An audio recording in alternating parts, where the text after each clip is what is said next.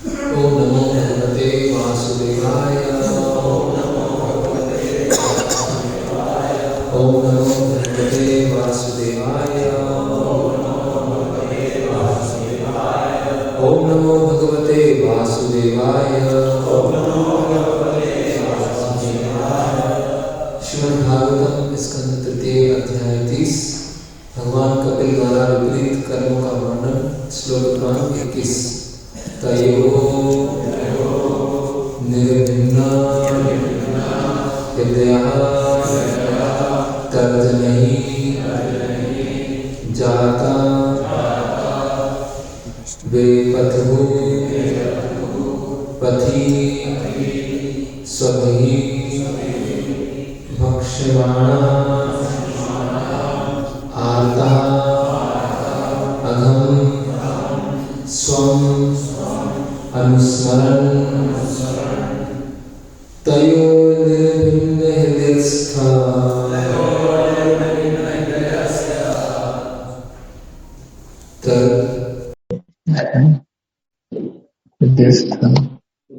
तर्जनैर्जात वेपथु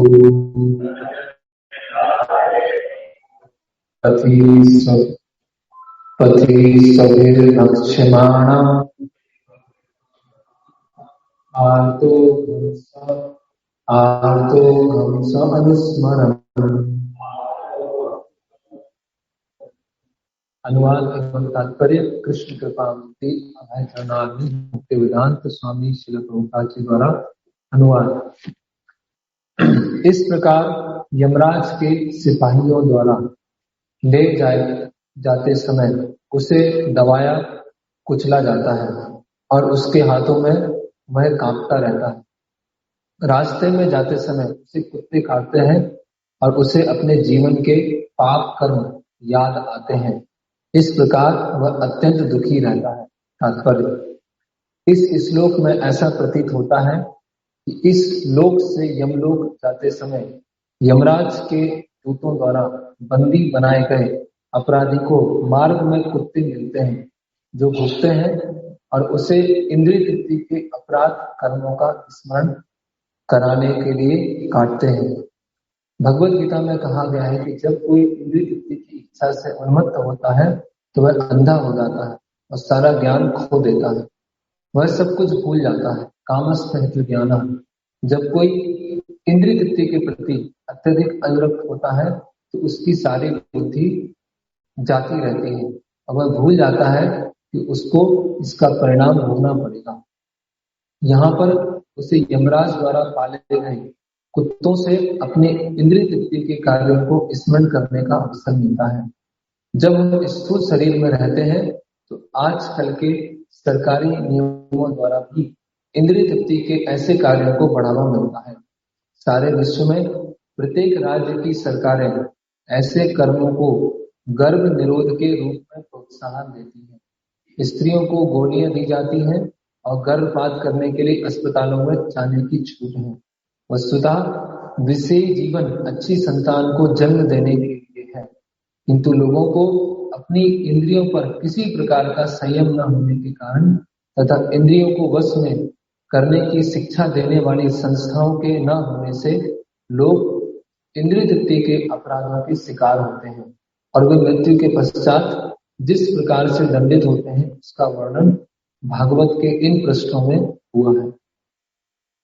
ओम ज्ञानतिमिरन्धस्य ज्ञानाञ्जनं शलाकया चक्षुरुन्मिलितं तस्मै श्रीगुरुवे नमः। श्री चैतन्य मनोभीष्टं स्थापितं येन भूतले स्वयं रूप कदा ददाति स्वापदान्तिकम्। वन्देऽहं श्रीगुरो श्रीयुतपदकमलं श्रीगुरुवैष्णवांश्च श्रीरूपं साग्रजातं सहगं रघुनाथान्वितं सजीवं साद्वैतं सावधूतं परिजनसहितं कृष्ण चैतन्य देवं श्री राधा कृष्ण पादान सहगं ललिता श्री विशाखान्वितांश्च। नमः ओम विष्णु पादाय कृष्ण पृष्ठाय भूतले श्रीमते भक्ति वेदांत स्वामी नामने नमस्ते सारस्वते देवे गौरवाणी प्रचारणे निर्विशेष शून्यवादी पाश्चात्य सिद्धारणे। जय श्री कृष्ण चैतन्य प्रभु नित्यानंद श्री अद्वैत गदाधर शिवा सादे गौर भक्तवृंद। हरे कृष्णा कृष्ण कृष्ण हरे हरे राम राम राम हरे हरे, हरे कृष्णा। यहाँ पर हम वर्णन देख रहे हैं कि जो एक व्यक्ति है जिसका पूरा जीवन भोग विलास में गया है, ग्रह निधि है, अंतिम समय में मृत्यु होने के पश्चात उसकी स्थिति क्या होती है।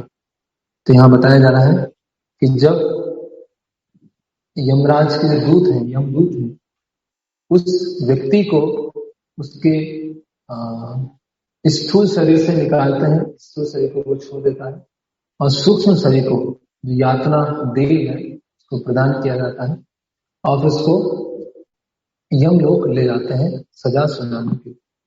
और उससे पहले भी जब यमलोक पहुंचाया जा रहा है तो जो पापी, जिसने बहुत अधिक पाप किए हैं या पाप में जीवन रहा है, उन पापों को स्मरण दिलाने के लिए वहां पर क्या होते हैं, रास्ते में बहुत सारे कुत्ते होते हैं जो उसको भौंक रहे हैं, डरा रहे हैं, है ना, नोच रहे हैं। तो श्रील प्रभुपाद जी यहाँ पर तात्पर्य में समझा रहे हैं कि जब व्यक्ति में इंद्रिय तृप्ति की भावना होती है और इंद्रिय तृप्ति की भावना जितनी अधिक प्रबल होती जाती है, उतना व्यक्ति क्या हो जाता है, अंधा हो जाता है। उतना अंधा मतलब जितना से अंधा हो जाता है।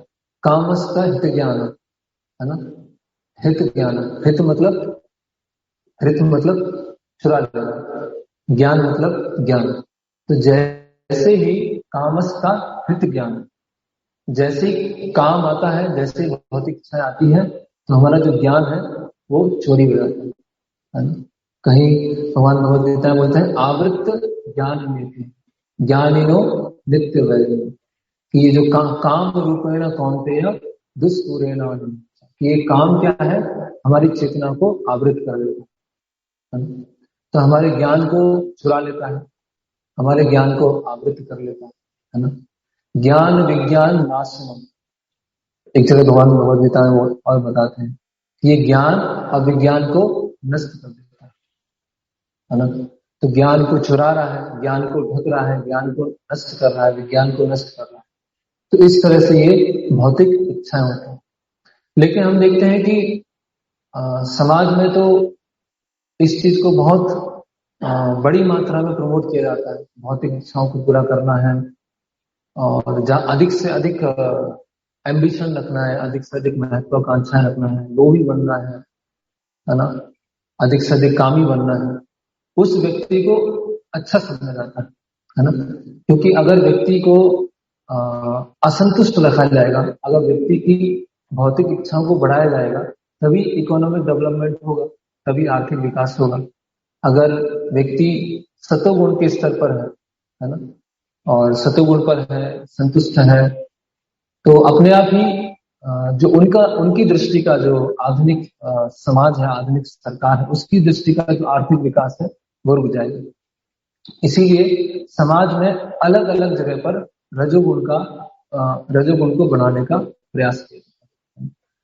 तो अभी ऐसे जो लोग हैं जो बहुत अधिक जिनके अंदर काम है, क्रोध है, लोभ है, तो हम देखते हैं वो भी बहुत बुद्धिमान है, उनके पास भी बहुत ज्ञान है ना, उनके पास भी बहुत टेक्नोलॉजिकल नॉलेज है, उनके पास बहुत सारा चीजें याद रख सकते हैं, बहुत सारा एनालिसिस कर सकते हैं, बहुत सारे रिसर्च कर सकते हैं, बहुत बुद्धिजीवी होते हैं। लेकिन भगवत गीता में बताया है कि उनका ज्ञान तो खत्म हो जाता है, ज्ञान विज्ञान नाशनम हो जाता है, उनका ज्ञान ढक जाता है ना। इवन ऐसे लोग होंगे जो भौतिक जगत के किसी क्षेत्र के बारे में भक्तों से अधिक ज्ञान रखते हैं, और भक्त अगर उस फील्ड में जाके वो ज्ञान लेना भी चाहे तो भी शायद उतना नहीं समझ पाएंगे जितना वो बाहर का कामी व्यक्ति है वो उसको समझ रहा है। तो फिर क्यों ऐसा भगवत गीता में बताया? तो वास्तव में जो ज्ञान है ना, ज्ञानम तेहम सविज्ञानम इदम वक्ष्यामि अशेष। तो जो ज्ञान प्रारंभ होता है वो कहाँ से प्रारंभ होता है? जब हम जैसे ईशोपनिषद में बताया गया है कि 3 तरह के अलग अलग ज्ञान के स्तर होते हैं, है ना। एक होती है पराविद्या, एक होती है अपराविद्या और एक होती है अविद्या, है ना। और एक और होती है जहां प्रभुपाद जी समझा रहे हैं, विद्याम रता, सो कॉल्ड नॉलेज। तो जो परा विद्या है, परा विद्या मतलब परे की विद्या, ट्रांसीडेंटल नॉलेज, जो इस भौतिक जगत से परे जाने के लिए, और भौतिक जगत के जो परे भगवान है, भगवान के भक्त है, भगवान का धाम है, कैसे सेवा की जाए, उसका ज्ञान जो है वो परा विद्या में। और आता है एक अपरा विद्या। अपरा विद्या मतलब कि शास्त्रों का ज्ञान है, वेदों का ज्ञान है, लेकिन ऐसा ज्ञान जो हमको हेल्प करता है परा विद्या को फॉलो करने, उसको बोलते हैं अपरा विद्या। और एक है अविद्या। अविद्या मतलब ना तो हमें ट्रांसीडेंटल नॉलेज पता है ना हमको वेदों के वो भाग पता है कि इस संसार में कैसे रहा जाए जिससे हम पाप करने से बच सकें, उसको बोलते हैं अपरा विद्या। तो अविद्या मतलब निपट मूर्ख। और एक होता है विद्याम रता। विद्याम रता मतलब सो कॉल्ड नॉलेज, ऐसी नॉलेज जिससे हम खुद का नुकसान करने वाले हैं, हमारे आसपास का नुकसान करने वाले हैं, समाज का नुकसान करने वाले हैं, पूरा सृष्टि का नुकसान करने वाले, वो है विद्याम रता। तो जो ये इस तरह से जिनके अंदर काम, क्रोध, लोभ भरा हुआ है, वो विद्याम रता में आगे हो सकते हैं। वो इस तरह की जो सो कॉल्ड नॉलेज है उसमें बहुत एनालिसिस कर सकते हैं, उसमें बहुत रिसर्च कर सकते हैं, है ना, उसकी बारीकियों को समझ सकते हैं, है ना। लेकिन यहाँ पर जो भगवत गीता में बताया गया है, जिसके ऊपर यहाँ लिख रहे हैं कि जो व्यक्ति इंद्रिय तृप्ति के लिए अनुरक्त होता है उसकी बुद्धि नष्ट हो जाती है। कौन सी बुद्धि नष्ट हो जाती है? आध्यात्मिक ज्ञान को समझने की बुद्धि नष्ट हो जाती है। उसकी जो शास्त्रों पर उसकी श्रद्धा है वो समाप्त हो जाती है ना। और शास्त्र, वेद, है ना, उसको समझ में नहीं आएंगे। पहली बात तो उसको पढ़ने की इच्छा नहीं होगी, उसको माइथोलॉजी समझेगा, है ना। अगर पढ़ने की इच्छा भी होगी तो उसको उसी दृष्टिकोण से देखेगा जैसा उसने विद्यामृता लिया, जिस तरह से उसने आधुनिक शिक्षा ली है, मॉडर्न एजुकेशन लिया है, उस तरह से वो शास्त्रों को पढ़ने का प्रयास करे, है ना। तो हम यहाँ पर जैसे ये जो अनुवाद है उसमें नरक जब ले जाया जा रहा है उसके बारे में वर्णन है। लेकिन श्रील प्रभुपाद जी बहुत महत्वपूर्ण तात्पर्य बता रहे हैं कि व्यक्ति नरक जा रहा है तो उसने पाप कर्म किए, और पाप कर्म करने का जो सबसे बड़ा जो योगदान दिया है वो किसने दिया है? हमारी आज की सरकार ने, है ना। सरकार के ऐसे अलग अलग जो नियम है उसके द्वारा व्यक्ति अपने आप ही पाप करने की चैनल में चला जाता है ना, एक पाइप के अंदर चला जाता है कि वो पाप करेगा ही। और जैसे ही वो चैनल से निकलता है, जैसे इस पाइप से निकलता है, तो वहां पर यमदूत खड़े रहते हैं उसको नरक ले जाने के लिए, है ना। तो व्यक्ति, पहले तो लोग पाप से डरते थे, है ना, कि पाप से डरो, झूठ बोलने से डरो। लेकिन अभी तो पाप से डरने की नरक के बारे में बताते हैं, किसने देखा? देख लेंगे, वहां पहुंच के देख लेंगे, अभी क्या चिंता करो, अभी एंजॉय करो आज। तो लोगों का जो शास्त्रों के प्रति क्या है, विश्वास चला गया, है ना। तो उसका जो सबसे जो महत्वपूर्ण जो कारण है, शास्त्र क्या करते हैं, हमारा एक दृष्टिकोण बनाते हैं। कुछ लोग बोलते हैं कि आप नैतिक बन जाओ, है ना, अच्छा बोलो, किसी का बुरा मत सोचो, है ना, सबके प्रति प्रेम भावना होना चाहिए, भाईचारा होना चाहिए, सद्भावना होना चाहिए, है ना। कुछ लोग जीवन को एक भावनाओं की तरह देखते हैं कि जीवन तो एक फीलिंग्स है, जीवन तो एक गीत है, जीवन तो एक प्रकृति है, जीवन एक बहुत सुंदर है। लेकिन शास्त्र क्या है, हमें एक दृष्टिकोण देते हैं, है ना। तो एक शास्त्रों का दृष्टिकोण है, और दृष्टिकोण से ही हमारा पूरा जीवन बदल जाता है ना। जैसा हमारा दृष्टिकोण होगा वैसे ही हम जीवन जिए, है ना। जैसे उदाहरण दिया जाता है कि एक रोड पर एक युवा व्यक्ति जा रहा है, एक साधु पुरुष जा रहा है ना, एक जानवर जा रहा है ना, अलग अलग व्यक्ति रोड पर घूम रहे हैं। और वहां कोई सुंदर स्त्री है, वो वहां से जा रही है। तो एक कामी व्यक्ति है, वो जब देखेगा, उसका दृष्टिकोण क्या होगा कि संसार की हर वस्तु क्या है, मेरे भोग करने के लिए, जो भी चीज है सब चीज मेरे भोग करने के लिए, उसका वही दृष्टिकोण है। तो हर वस्तु को वो काम की दृष्टि से देखेगा, है ना। एक पशु है, एक कुत्ता है, उसके लिए क्या, उसको खाना चाहिए, जहां भी हो खाना। तो कोई व्यक्ति है, कोई भी पुरुष है, स्त्री वहां से जा रहे हैं, तो सोचेगा मुझे कहीं ना कहीं कुछ खाना मिलना है ना। और एक साधु पुरुष है, वो देखेगा कि ये जीवन अनित्य है ना, और वास्तव में संसार की हर वस्तु भगवान की सेवा करने के लिए बनी हुई। तो हमारे दृष्टिकोण से हमारे जो क्रियाएं हैं उसमें परिवर्तन आ जाता है ना। तो शास्त्रों में बताया गया है कि ये जो भौतिक जगत है वो एक दुखालयम है, अशाश्वतम है, और इस संसार की सारी वस्तुओं को भगवान की सेवा में उपयोग करना, भगवान का एग्जिस्टेंस है, एक परम सत्ता है ना। तो अगर इस दृष्टिकोण को हटा दिया, अब बता दिया कि सब कुछ अपने आप बना है, जिसके पीछे कोई क्रिएटर नहीं है, जिसके पीछे कोई नियंता नहीं है, हर चीज रसायनों से मिलके बनी है, और हमें एक्सप्लोर करना है कि कितना हम अलग अलग तरीके से भोग कर सकते हैं, कितने अलग अलग तरह से हम एंजॉय कर सकते हैं, है ना। तो आध्यात्मिक ज्ञान क्या है कि एक कुछ नियम है। अभी किसी ने एक इंस्टीट्यूशन बनाया, जैसे किसी ने कॉलेज बनाया, तो कॉलेज बनाया है तो वहां पे कोई डायरेक्टर है, कोई प्रिंसिपल है, वहां पे एक कोई बॉडी है जो सब रूल्स बता रही है कि ये करना, ये नहीं करना। क्यों? क्योंकि हमने एक्सेप्ट किया है ऑथोरिटी। लेकिन अगर हमारी जो आधुनिक शिक्षा है जिस तरह से ज्ञान दे रही है कि हर चीज रसायनों से बनी है, हर चीज जो भी घटना हो रही है एक केमिकल रिएक्शन है, चाहे हमारी जो फीलिंग्स है, चाहे हमारी भावनाएं हैं, हमारा जीवन है, हर चीज केमिकल है ना। तो इसको जो बोलते हैं टेक्निकली, उसको बोलते हैं मटेरियलिज्म, भौतिकतावाद।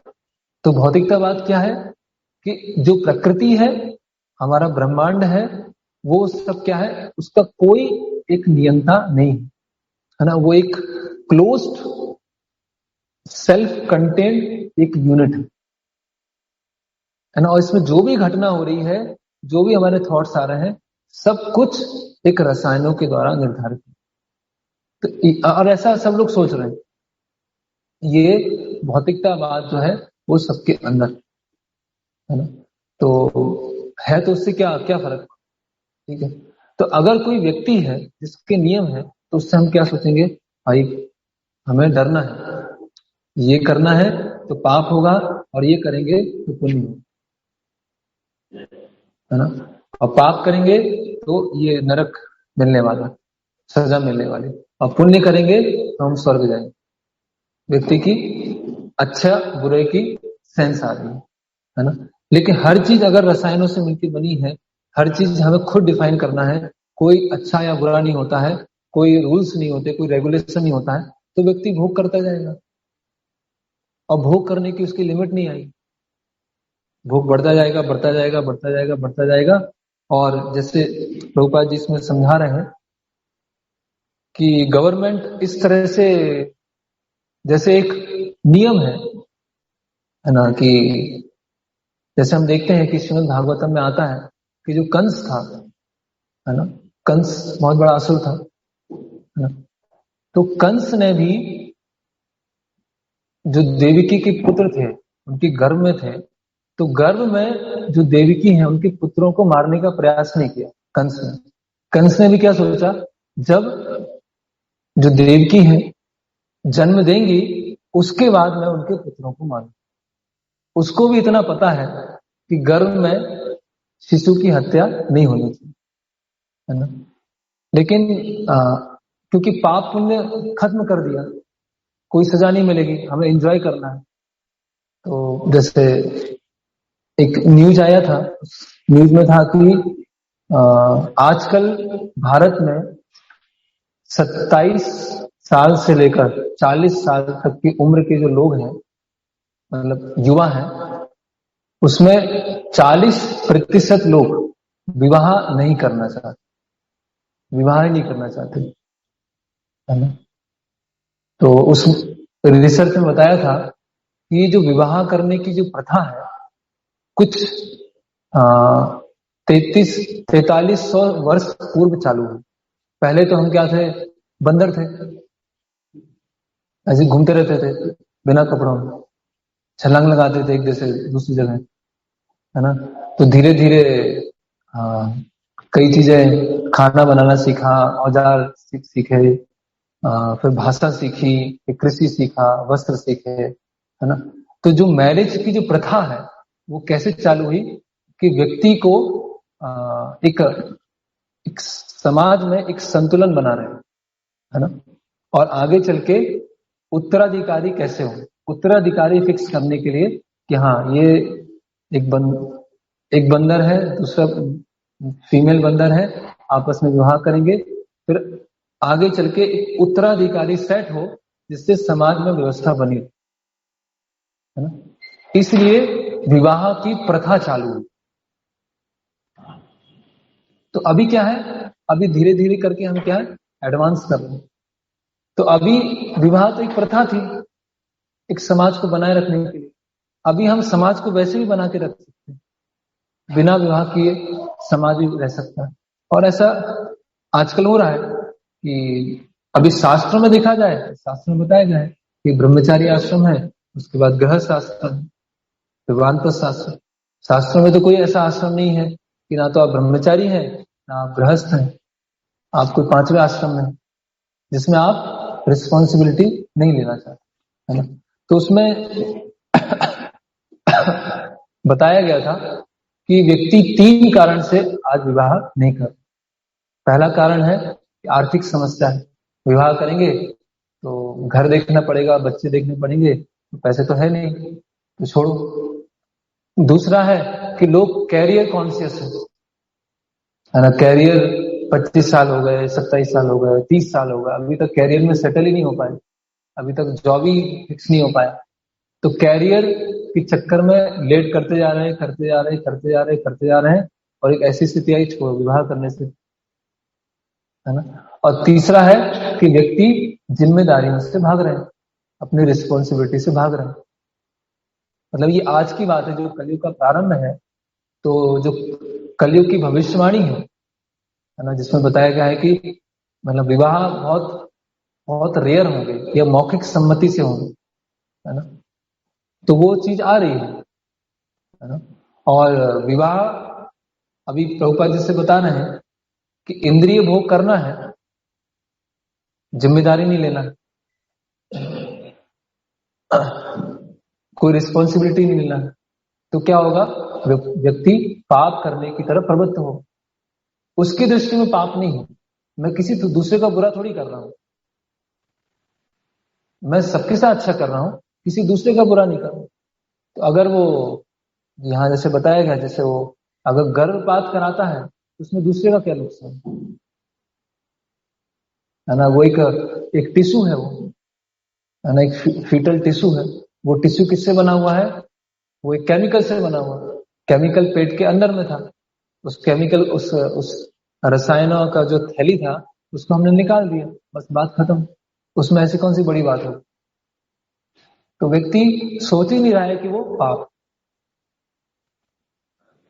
और उससे क्या होता है, जैसे हम देखते हैं कि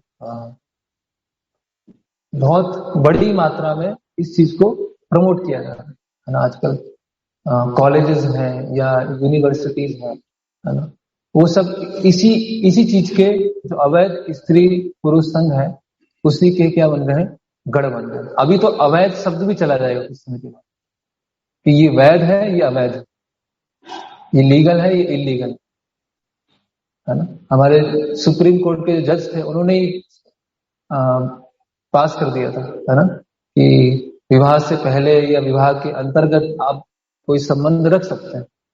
उसमें क्या, मतलब जो सुप्रीम कोर्ट, उसको सारे लॉज पता है, सारे नियम पता है, और देश को चलाने वाला है, वो क्या बोल रहा है कि इस तरह से अवैध संबंध रखना कोई गलत नहीं है। तो समाज की कोई दुर्दशा नहीं होगी तो क्या होगा, है ना। लोग हॉस्पिटल भी खोल रहे हैं और शराब खाने भी खोल रहे हैं। बहुत सारे लीवर हॉस्पिटल है, लीवर के स्पेशलिस्ट बैठे हुए हैं, है ना, आंतों के स्पेशलिस्ट बैठे हुए हैं, है ना, और साथ साथ में गवर्नमेंट शराब खाने भी खोल रही है ना। शराब खोलेंगे तो यही होने वाला है।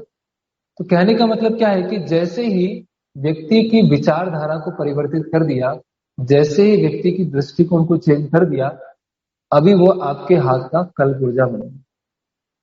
अब वो क्या हो गया, कंज्यूमर सोसाइटी का भाग हो गया, है ना। अभी उसके लिए स्पिरिट जैसा कुछ नहीं है, उसके लिए चेतना जैसा कुछ नहीं है, उसके लिए कोई कंट्रोलर या कोई स्पिरिचुअल वर्ल्ड जैसा कुछ नहीं है। अभी आप उसके मन में डाल दिया जिसके पास जितना मैटर है, जितनी सुविधाएं हैं, वो उतना ज्यादा एडवांस है। आजकल हम यही देखते हैं ना, जितनी मटेरियलिज्म, क्या कंज्यूमर सोसाइटी, आप इकट्ठा करते जाओ करते जाओ करते जाओ करते जाओ करते जाओ, और जितना आपके पास वस्तुएं हैं, गाड़ियां हैं, बंगले हैं, समृद्धि है, गैजेट्स हैं, तो आप उतना ज्यादा क्या है, उतने ज्यादा आप एडवांस, है ना। और जैसे हम देखते हैं, प्रभुपाद जी बुक्स में बताते हैं कि जो पहले सोसाइटी में सबसे एडवांस लोग होते थे, जो ब्राह्मण होते थे, वो स्वेच्छा से निर्धनता को स्वीकार करते थे, है ना। स्वेच्छा से वो निर्धन रहना चाहते। क्यों? वो किसी के धन पर निर्भर नहीं है, वो भगवान के ऊपर निर्भर, तभी वो सत्य बोल पाएंगे। लेकिन अभी क्या हो गया है, पूरी तरह से उल्टा हो गया, है ना। तो हम देखते हैं कि जैसे ये तो एक उदाहरण है कि सरकार इस तरह से एबॉर्शन को प्रमोट करना, है ना। और ऐसा भी है कि जैसे अ, अगर किसी के घर में 2 से अधिक संतानें हैं, है ना, तो कुछ सरकार के जो कुछ फायदा मिलने वाला है उसको रोक दिया जाएगा, है ना। आप इतने ही संतान होना चाहिए। अभी जैसे प्रभुपाद जी भागवतम के प्रथम स्कंद में बता रहे हैं कि प्रथम स्कंद की शुरुआत में कि व्यक्ति को भोग कर, एक तरफ बताया जा रहा है कि वहां इम्पर्सनलिस्ट की बात हो रही है कि इम्पर्सनलिस्ट क्या करते हैं कि आध्यात्मिक वस्तुओं को हटा देते हैं, तो आध्यात्मिक वस्तुओं को हटाने के कारण उनको कोई उच्च स्वाद नहीं होता, और उच्च स्वाद नहीं होता है तो निम्न रस में वो रस ढूंढते रहते हैं। तो एक तरह से जो मायावाद की वजह से अवैध स्त्री पुरुष संग बढ़ रहा है ना। और दूसरा हमारी सरकार, तो सरकार कैसे कर रही है, शुरुआत कैसे हुई, हम देखते हैं महाराज परीक्षित जो थे, उनके काल में एक शूद्र व्यक्ति था, और शूद्र कैसा था, राजा की ड्रेस में था, है ना। और वो क्या कर रहा था, बैल को और गाय को मार रहा था, है ना। तो जो आजकल की जो गवर्नमेंट है, उसमें जो नेता है या उसमें जो एडमिनिस्ट्रेशन है, वो क्या है, वो शूद्र शूद्र क्वालिटी की है ना। और ड्रेस कैसी है उनकी, राजाओं की तरह। और उनका कार्य क्या है, बैल को मारना और गाय को मारना। कितना सिग्निफिकेंट है, बैल को मारना, बैल किसका प्रतीक है, धर्म, और गाय किसका प्रतीक है, ब्राह्मणिकल कल्चर, ब्राह्मण संस्कृति कैसे उसको स्थापित किया जाए, उसका प्रतीक है गाय। तो सरकार किस पर प्रहार कर रही है अभी, धर्म पर और गाय पर, और ये हम देख सकते हैं।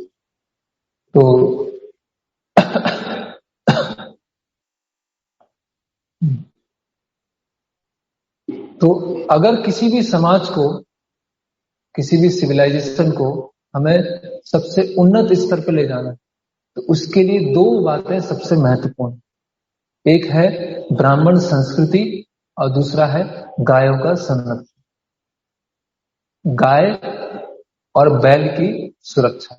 और जो सरकार है, सबसे पहले इन्हीं को ही खत्म करने का प्रयास करती है, ब्राह्मण संस्कृति को नष्ट करना। ब्राह्मण संस्कृति को नष्ट करना मतलब समाज का जो ब्रेन है उसको हटा देना, समाज का जो मस्तिष्क है उसको हटा दिया। अभी जैसे मस्तिष्क हटा दिया, जैसे ब्रेन हटा दिया, जैसे कैसे प्रारंभ हुआ, जैसे परीक्षित महाराज को श्राप दिया, समिक ऋषि के पुत्र श्रृंगी ने, है ना। तो जो ब्राह्मण है उन्होंने अपनी ब्राह्मण जो शक्ति है उसका मिसयूज करना प्रारंभ किया। तो उसकी वजह से क्या हुआ, क्षत्रियों ने विरोध कर दिया। और क्षत्रियों ने विरोध किया तो सबसे पहले क्या आया,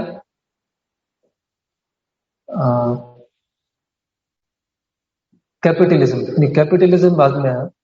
क्षत्रियों ने विरोध किया तो क्षत्रिय क्या हो गए, हाँ, डिक्टेटर, हाँ, तानाशाह, है ना। ब्राह्मण थे और क्षत्रिय थे। ब्राह्मण मतलब ब्रेन, तो वो पूरे समाज को गाइड कर रहे हैं। अभी ब्राह्मणों ने केवल जन्म से आधिपत्य जमाना प्रारंभ किया, तो क्षत्रियों ने क्या कर दिया, विरोध कर दिया। और क्षत्रिय क्या बन गए, तानाशाह बन गए। क्षत्रियों को टैक्स कौन देते थे, वैश्य देते थे, है ना। तो वैश्यों ने देखा कि जो क्षत्रिय है वो तो तानाशाह बन चुके हैं, तो उन्होंने विद्रोह कर दिया। तो क्या आ गया, कैपिटलिज्म आ गया, है ना। अभी कैपिटलिज्म में क्या हो गया कि कुछ जो रईस लोग हैं, कुछ समृद्ध लोग हैं, उन्होंने अपना कब्जा करना चालू कर दिया। तो फिर क्या हुआ, फिर विरोध आ गया, फिर क्या आ गया, कम्युनिज्म आ गया। तो शुद्ध, है ना, सबके लिए इक्वल राइट्स है। तो यहाँ पर बताया जा रहा है कि आजकल की जो गवर्नमेंट है, प्रभुपाद जी लिख रहे हैं, और प्रभुपाद जी एक जगह अपने कन्वर्सेशन में लिखते हैं, प्रभुपाद जी लिखते हैं कि मुझे आश्चर्य है कि ये पुस्तकें इतनी बड़ी मात्रा में डिस्ट्रीब्यूट हो रही हैं, इतनी बड़ी मात्रा में लोगों के पास पहुंच रही हैं, और अभी तक मुझे अरेस्ट नहीं किया। अभी तक किसी भी गवर्नमेंट ने मुझे अरेस्ट नहीं किया। कि अगर किसी गवर्नमेंट ऑफिसर के पास पहुंच गया, और प्रभुपाद जी यहाँ लिख रहे हैं कि आजकल के जो गवर्नमेंट मैन है, worthless man with the modes of lower class men who have no higher ambition in life come to the state management। कौन बैठा हुआ है यहाँ पर, जो सबसे लोएस्ट, है ना, जिनका जीवन में कोई उच्च उद्देश्य नहीं है, वो गवर्नमेंट की पोस्ट पर बैठे हुए। और प्रभुपाद जी कहाँ लिख रहे हैं, प्रथम स्कंद में लिख रहे हैं, शुरुआत में लग रहा है प्रथम। तो ये शूद्र क्या करते हैं, तो यहाँ प्रभुपाद जी बता रहे हैं कि सबसे पहले जो ब्राह्मण संस्कृति है उसको नष्ट करना प्रारंभ करते हैं, है ना। और उसकी वजह से क्या होता है, किस तरह से वो नष्ट करते हैं, तो एक एक करके प्रभुपाद जी समझा रहे हैं कि सबसे पहले जो धर्म सेक्युलर स्टेट कर देते हैं। सेक्युलर स्टेट का अर्थ क्या है कि सभी धर्मों को अपने नियमों को पालन करने का अधिकार दिया जाए। लेकिन सेक्युलर मतलब क्या हो गया है, नास्तिक, है ना। कोई भी किसी भी धर्म को बढ़ावा हम नहीं देंगे। पहले जो एक गवर्नमेंट है और धर्म है, ये दोनों अलग अलग नहीं थे। जैसे प्रभुपाद जी के समझाते हैं कि जो राजा था अशोक, है ना, उन्होंने बुद्ध धर्म को अपनाया, और बुद्ध धर्म को अपनाने से पूरी भारत में बौद्ध रिलीजन फैल गया। तो उसी तरह से अगर आजकल की गवर्नमेंट है उस रिलीजन को, जो भागवत धर्म है, उसको अपनाएगी, तो भागवत धर्म बहुत शीघ्रता से फैल जाएगा। लेकिन आजकल गवर्नमेंट ने क्या अपना लिया है, नास्तिकता को अपना लिया। इसीलिए नास्तिकता क्या सब जगह फैली हुई, है ना। हम देखते हैं कि कहीं भी हम प्रचार करने जाते हैं, कहीं भी हम परमिशन लेने जाएंगे, किसी स्कूल में जाएंगे, कॉलेज में जाएंगे, तो वहां बोलते हैं हम धर्म की कोई शिक्षा नहीं देते हैं। हम आपको बुलाएंगे, फिर हम दूसरे को बुलाएंगे, फिर हम तीसरे को बुलाएंगे, हम तो क्या है, सेक्युलर। ये हम धर्म की शिक्षा नहीं देते, हम अधर्म की पूरी तरह से शिक्षा देते। कैसे धर्म के स्तंभों को तोड़ा जाए सब कुछ सिखाते। झूठ बोलना सिखाएंगे, अवैध स्त्री पुरुष करना सिखाएंगे, मांस भक्षण करना सिखाएंगे, वो हम सब सिखाएंगे, है ना। संडे और मंडे रोज खाओ अंडे, फिर पढ़ेंगे यमराज के डंडे, वो नहीं बताएंगे उसमें, है ना। अंडा क्या है, अंडा भी प्रोटीन है ना, और दाल भी प्रोटीन है। दाल खाओ उसमें प्रोटीन है, अंडा है उसमें प्रोटीन है। क्योंकि जीव जैसा तो कोई है ही नहीं, आत्मा तो है ही नहीं, तब अंडा खाओ या दाल खाओ या मांस खाओ, बात तो एक ही। करेक्ट। तो ऐसा प्रोपेगेंडा किया जा रहा है ना, लोग उसमें पढ़ाया जाता है बैलेंस डाइट, है ना। एक संतुलित आहार क्या होता है, उस संतुलित आहार में आपको दिन में कुछ मात्रा में मांस लेना जरूरी है। अगर आप मांस भक्षण नहीं करेंगे तो आपके अंदर ये विटामिन की कमी हो जाएगी, वो विटामिन की कमी हो जाएगी, ये कम हो जाएगी और आप वीक हो जाएंगे। तो हम देखते हैं कि कितना, अगर शुरू से ऊपर से उस चीज को खत्म कर दिया, आध्यात्मिकता को खत्म कर दिया, और कैसे कैसे समाज के हर क्षेत्र में डिग्रेडेशन आना चालू हो, चाहे वो शिक्षा है, हर चीज में, है ना। फिर और प्रभुपाद जी समझाते हैं कि आजकल के जो लोग हैं, तो शूद्र गवर्नमेंट है, तो आजकल के लोग जैसा इच्छा आएगी वैसा कार्य करना चालू कर, इसमें साधु गुरु साधु शास्त्र की कोई सम्मान नहीं होगा। जो मुझे अच्छा लगता है वो सही है, तुम्हारे लिए वो अच्छा हो सकता है, मेरे लिए अच्छा हो सकता है ना। मोरल रिलेटिविज्म, हर चीज क्या है, रिलेटिव। तुम्हारे अनुसार वो अच्छा है, तुम्हारे अनुसार ये अच्छा है, हमारे अनुसार ये अच्छा है, कोई एब्सोल्यूट नहीं है ना। तुम्हें तुम्हें इस्कॉन जाना अच्छा लगता है, इस्कॉन जाएगा। तुम्हें वो संस्था में जाना अच्छा लगता है, वहां जाएगा। मुझे मूवी देखना अच्छा लगता है, वहां जाना। जिसको जो अच्छा लगता है वो करना चाहिए। क्या इसमें ऐसे बांध के थोड़ी रखना चाहिए कि बेड़ियां बांध दी कि ये मत करो वो मत करो, सब फ्री, है ना। प्रभुपाद समझा रहे हैं कि जब ऐसा गवर्नमेंट होती है तो व्यक्तियों को क्या है, फ्री छोड़ दिया जाता है। किसके लिए?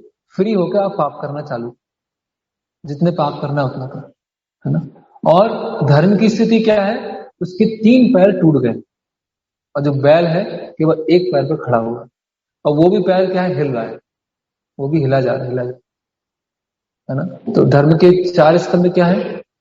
सत्य, दया, तप और शौच, है ना।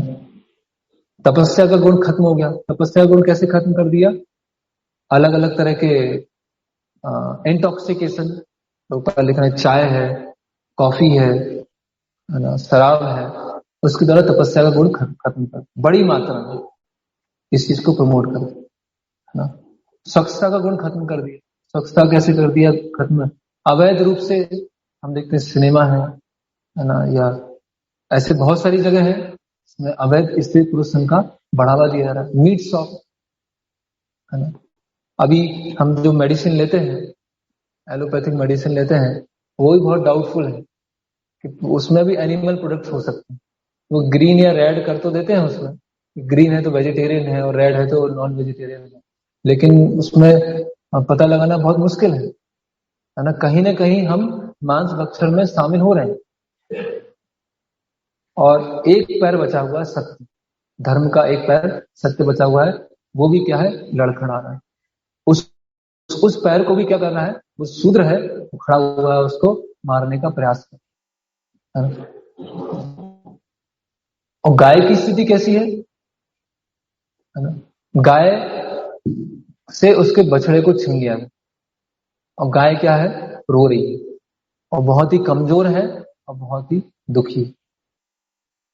तो हम देखते हैं कि आजकल भी ऐसी स्थिति है ना। गाय गाय क्या हो गई, एक इकोनॉमिक यूनिट हो गई। प्रभुपाद जी लिख रहे हैं कि गाय हमको प्रोटेक्ट करती है, हम गाय को प्रोटेक्ट नहीं करते। कैसे गाय प्रोटेक्ट करती है? गाय जब दूध देती है तो उस दूध से हमारे मस्तिष्क के सूक्ष्म तंतुओं का विकास होता है और उसके द्वारा हम सही तरह से सोच पाते हैं कि शास्त्रों के अनुसार हमें जीवन कैसे जीना, तो हमारा जीवन सुरक्षित रहता है। लेकिन गाय को क्या है, गाय की कोई सुरक्षा नहीं। गाय को बाहर छोड़ दिया जाता है, कुत्ते को घर में रख लेते हैं। कुत्ते का कुत्ते के ब्यूटी पार्लर है, कुत्ते के क्लिनिक है है ना। कोई अपनी जब मृत्यु होती है कुत्ते के नाम अपनी प्रॉपर्टी करके जाता है, ऐसी स्थिति आ गई। और गाय को बस किस तरह से देखा जाता है ना। और ऐसे भी हो है, बच्चों को भी जब गोबर देखते हैं तो अरे गोबर कैसा है ना, उसे उसे उसे वो आती है ना। ये गाय को टच करेंगे, नॉन हाइजीनिक है, हाइजीनिक नहीं है। गाय के गोबर से कहीं कोई लीप रहा होगा तो अरे ये तो, उनको ऐसे ही वही बताया, उनके दिमाग में वही डाला है। अब कुत्ता आया होगा उसको गोद में ले लेंगे उसको उसको किस करने लगे। कुत्ता तो बहुत प्यारा है, और जो गाय है वो ऐसे ही। तो गाय की स्थिति ऐसी बहुत, और हम देख रहे हैं जो गाय, रूपा जी लिख रहे हैं कि जो बैल है, बैल क्या करती है, अन्न अन्न उत्पादन में बैल अन्न के द्वारा हमें संरक्षित कर, और गाय के द्वारा दूध मिलता है। तो बैल क्या है, पिता के समान, अब पिता ही है, अब गाय क्या है, माँ है। तो जिस समाज में पिता और माता का तिरस्कार किया जाएगा, उस समाज की स्थिति क्या होगी। जहां पिता माता की देखभाल नहीं की जा रही है, उस समाज की स्थिति क्या होगी। और ऐसे ही हो रहा है। प्रभुपाद जी यहाँ अपने तात्पर्य में लिखते हैं कि, और अच्छा प्रभुपाद जी बता रहे हैं कि जो हमारे भारत के पहले प्रधानमंत्री थे, है ना, उन्होंने मृत्यु से पहले अपनी एक इच्छा व्यक्त की थी, है ना। क्या इच्छा व्यक्त की थी, और उसके आधार पर भारत बनना चाहिए। वो बोलते हैं कि मृत्यु के पश्चात, वो यहाँ बता रहे हैं कि मैं यहाँ पर घोषणा करना चाहता हूं कि मुझे धार्मिक नियमों से कुछ भी लेना देना नहीं, मैं धर्म को कुछ नहीं मानता, है ना। जब मेरी मृत्यु हो तो मेरे शरीर को दाह संस्कार आप कीजिएगा, और मुझे ये सब धर्म के नियम है इसमें मैं कोई विश्वास नहीं करता, है ना। मैं ना इनको धर्म के नियमों को मानता हूं, ना मैं इसको प्रमोट करता, और अगर इसको मैं मानूंगा तो ये क्या है, बहुत बड़ा आडंबर, हिपोक्रेसी, है ना। और इन धर्म के नियमों से क्या है, मैं अपने आप को धोखा दे रहा हूं और दूसरे को धोखा दे रहा हूं, है ना। और क्या बोल, हम्म। और मैंने काफी हद तक तो भारत से उसकी संस्कृति को, उसके कस्टम को हटा दिया, है ना। I have discarded much of past tradition and custom. मैंने बहुत सारी संस्कृति को, भारतीय संस्कृति को हटा के जा रहा, है ना। और मेरी चिंता यही है कि भारत जो है इन जंजीरों में बना हुआ है, इस संस्कृति की जो जंजीरों में बना हुआ है, वो यहां से कैसे निकल जाए, है ना। तो अभी और बता रहे हैं कि मॉडर्न टेम्पल ऑफ इंडिया, कुछ डैम बनवाया था, तो उसमें जो प्रधानमंत्री हैं, पहले प्रधानमंत्री, उन्होंने घोषणा की कि हमारी जो फैक्ट्रीज हैं, हमारी जो इंडस्ट्रीज हैं, हमारे जो कारखाने हैं, ये आधुनिक भारत के मंदिर, है ना। किसी को उस समय फैक्ट्री डालना है, कारखाना डालना है, तो उसका तुरंत लाइसेंस मिलना है, उसके लिए जो बनवाने की जो वस्तुएं हैं उस तुरंत आपको दे दी जाएंगी। लेकिन आपको मंदिर बनवाना है, मंदिर बनाने से क्या होगा, सबसे पहले तो वो जमीन वेस्ट हो जाएगी, ठीक है। फिर जो वहां व्यक्ति जा रहा है उसका जीवन वेस्ट हो जाएगा, क्यों, क्योंकि वो संतुष्ट हो जाएगा। जैसे ही वो संतुष्ट होगा तो भारत का इकोनॉमिक डेवलपमेंट रुक जाएगा। तो भारत पीछे क्यों है, क्योंकि धर्म, और धर्म व्यक्ति को क्या बना देता है, ऐसी कमजोर बना देता है। तो इसीलिए धर्म को हटाना, तो ये बिल्कुल एग्जैक्ट वही हो रहा है। अब जो फर्स्ट प्राइम मिनिस्टर है वहां से ही ऐसा चल रहा है, तो अभी वो स्थिति क्या कैसे होने वाली, है ना, कि वहां के जो मशीन है वो भगवान है, वहां के जो काम करने वाले मजदूर हैं वो पुजारी है ना। वो वृंदावन में कोई हॉस्पिटल का उद्घाटन होने वाला था, तो ये नेहरू आते हैं वहां पर और हॉस्पिटल का इनॉग्रेशन करते हैं, और कोई भी मंदिर विजिट करने नहीं जाता, कोई भी मंदिर के दर्शन करने नहीं जाता। तो अगर इस तरह से हमारे लीडर्स होंगे, इस तरह से हमारा एडमिनिस्ट्रेशन होगा, तो पूरी जनता और पूरा जो उसका फ्लो आएगा नीचे, वो कैसे होगा? तो और प्रभुपाद जी, अभी हम सोचेंगे कि हम तो बहुत थोड़ी सी संख्या में हैं, गवर्नमेंट इतनी बड़ी है, इतने सारे लोग हैं, अधिकतर लोग तो अधर्म का पालन कर रहे हैं, हम थोड़े से लोग हैं, तो हम क्या परिवर्तन ला दें? ये तो बस केवल हम व्यास आसन में बैठ के बोल सकते हैं कि ये गलत हो रहा है, वो गलत हो रहा है, इसने ये किया था। हम खुद क्या कर रहे हैं, है ना? तो प्रभुपाद जी यहाँ अच्छा समझा रहे हैं कि समाज के जो लीडर हैं और भक्तगण हैं, और एक और बता रहे हैं, तीन तीन लोगों के बारे में प्रभुपाद जी एड्रेस कर रहे हैं कि ये लोग चुपचाप नहीं बैठ सकते, है ना? कि गवर्नमेंट कुछ भी कर रही है, समाज में कुछ हो रही है, हम तो अपने आप चुपचाप बैठे हुए हैं, हमें अपनी भक्ति से लेना देना ये सब क्या कि यहाँ ये खराब हो रहा है, वो गाय को मारा जा रहा है, हम अपना जप कर रहे हैं बस, इसमें क्या है ना? तो हम देखते हैं कि श्रील प्रभुपाद जी, खासकर श्रील प्रभुपाद जी ने इन जो सोशल इश्यूज हैं उसको बहुत अधिक मात्रा में और बहुत विस्तार से इसका विश्लेषण किया।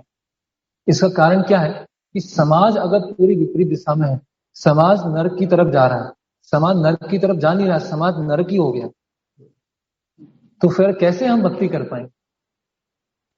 हमें लगता है भक्ति में मतलब हाँ जप किया, थोड़ा दर्शन किया, प्रसाद लिया, ये सब चीजों पर डिस्कशन करने का कि ये गलत है वो गलत है, ये डिस्कस करने की आवश्यकता है। लेकिन आप उसी समाज का भाग हैं, आप कहीं ना कहीं पाप के भागीदारी हो रहे हैं। जब पाप के भागीदारी होंगे तो कैसे आप भक्ति कर पाएंगे, है ना? तो मिल नहीं रहा है। प्रभुपाद जी इसमें बहुत क्लियर कट बोल रहे हैं कि हमें ऐसा नहीं सोचना कि कलयुग है, कलयुग तो है, 4,32,000 है तो कलयुग तो चलता रहेगा, ऐसा नहीं। समाज के जो 3 वर्ग हैं और उसमें एक भक्तों का बता रहे हैं कि वो कलयुग के प्रभाव को देखते हुए चुपचाप नहीं बैठ सकते।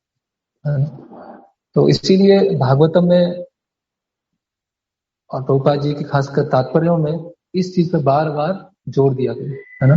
तो अगर हम अपने जीवन का दृष्टिकोण बदल लेंगे, हर चीज जैसा भगवान देखते हैं उस तरह से देखना चालू कर देंगे, तो समाज में हर समस्या का समाधान हमको मिल जाए।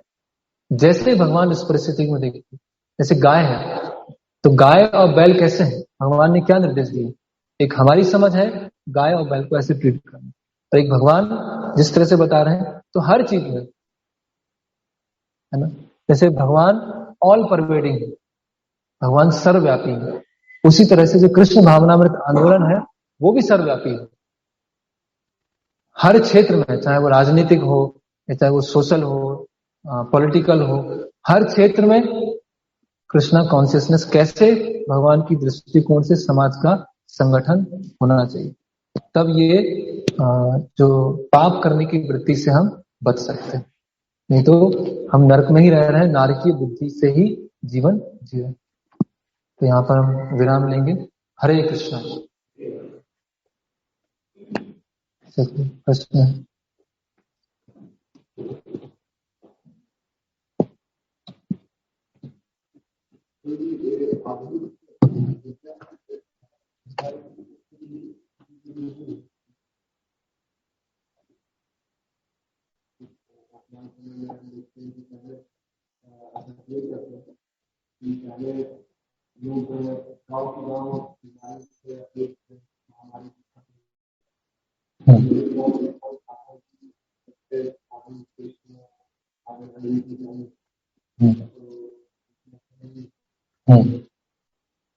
प्रश्न है कि पहले महामारियां होती थी, प्लेग फैलते थे, गांव के गांव पूरा साफ हो जाते थे, तो अभी हमने जो आधुनिक प्रगति किया है उससे ये सब महामारियां नहीं आ रही। तो जो पाप कर्म था वो महामारी के रूप में मिल रहा था, अभी पाप कर्म दूसरी तरह से मिल रहा। पहले कोई बहुत सारी बीमारियां हैं जो पहले नहीं थी, जैसे डायबिटीज है, ब्लड प्रेशर है, HIV एड्स है, ये नहीं होता, है ना? तो जैसे एक और ऐड आया था जो आपने बताया कि पहले पोलियो होता था, तो हमने पोलियो को हरा लिया। लोग सोचते हैं बीमारियां हैं, ये जो टीबी है पूर्व जन्म के पाप कर्मों की वजह से होती है, तो ये पाप माप से नहीं होती। हमने दवाई दिया, टीबी खत्म कर दिया, हमने दवाई दिया, पोलियो खत्म कर दिया।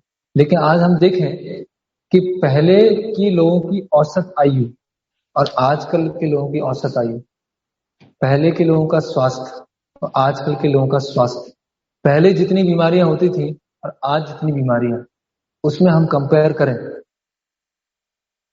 तो कोई भी एक बुद्धिमान, एक संतुलित दिमाग वाला सोच पाएगा कि पहले जितने लोग बीमार पड़ते थे उससे कई गुना आज बीमार पड़ते। लोगों का स्वास्थ्य पहले 100 साल, 90 साल, 80 साल तो आम बात थी। आज क्या हो रहा है, 40-45 साल में बूढ़े जैसे हो गए, बहुत सारी बीमारी आ रही। तो कर्म फल शिफ्ट हो गया, है ना। और जो मॉडर्न एम्यूनिटीज आई हैं, उसका नुकसान क्या हुआ है कि जो मॉडर्न डिजीज है, एंजाइटी है ना, और डिप्रेशन है, साइकोलॉजिकल प्रॉब्लम्स हैं, ये ब्लड प्रेशर की से संबंधित जितनी बीमारियां हैं वो कितनी ज्यादा फैल गई। अभी भी महामारी फैली हुई। पहले महामारी किसकी फैलती थी, हैजा की फैल गई या अलग अलग फूड पॉइजनिंग की फैल गई। अभी महामारी किसकी है, ये सब मॉडर्न डिजीज की। तो हमने एक जगह से दूसरी जगह को शिफ्ट किया, उसमें कुछ चेंज नहीं किया। लेकिन वो क्या है, एक जो बहुत संकुचित दृष्टि से देखता है वो, उसको लगता है कि हाँ देखो हमने ये खत्म किया। लेकिन जब पूरे बृहद दृष्टिकोण से देखेंगे तो समाज का और ज्यादा पतन हो रहा है, और ज्यादा डिग्रेडेशन है।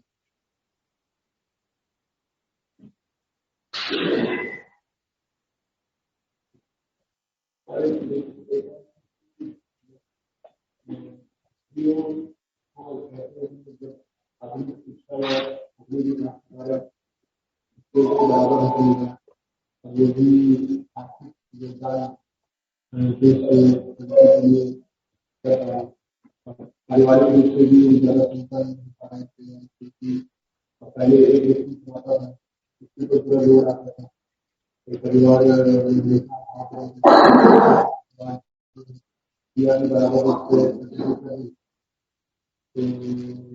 तो आधुनिक विकास में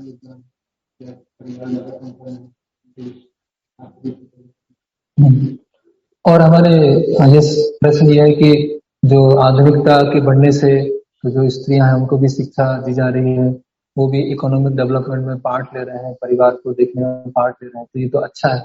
ये हमारी जो किताब है उसमें ये पढ़ाया जाता है कि हमारे मतलब शास्त्रों में क्या दिया है, जातिवाद दिया है, ब्राह्मणवाद दिया है, स्त्रियों का शोषण दिया गया है। तो ये ब्राह्मणवाद से मुक्त करना है समाज को, ये जातिवाद से मुक्त करना है, ये मूर्ति पूजा से मुक्त करना है, ये स्त्रियों का शोषण है उससे मुक्त करना है, और फिर नया समाज लेके आना।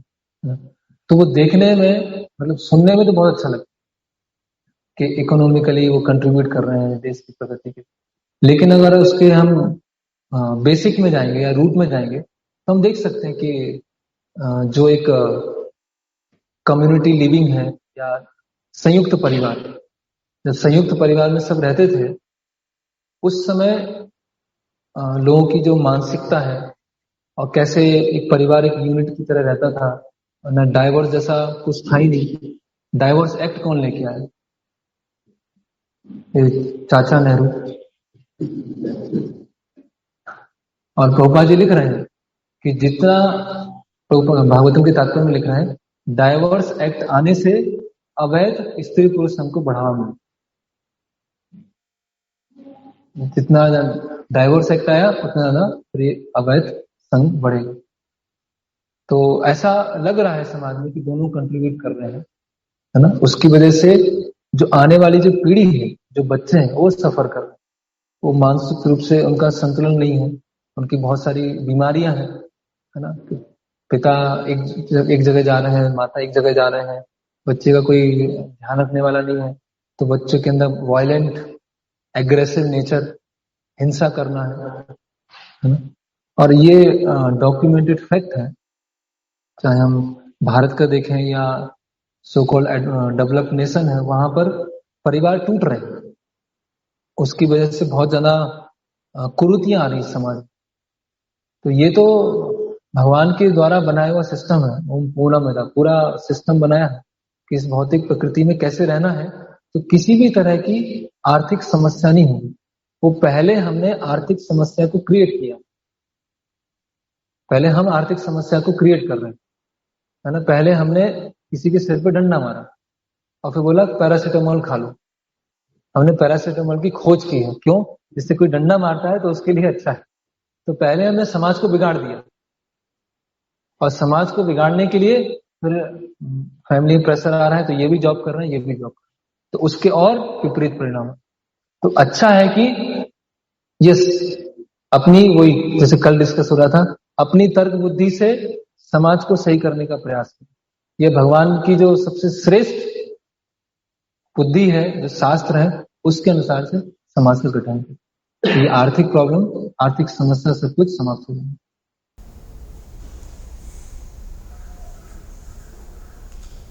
हरे कृष्ण। श्रील प्रभुपाद की, श्रीमद् भागवतम की जय।